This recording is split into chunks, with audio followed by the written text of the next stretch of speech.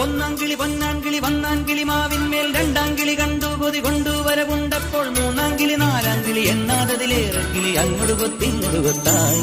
കിളിച്ചുണ്ടൻ മാമ്പഴമേ കിളി കൊത്താ തേൻപഴമേ തളിർച്ചുണ്ടിൽ പൂത്തിരി മുത്തായി ചിറ്റിയിലെന്നെ കാത്തുവെച്ചോ.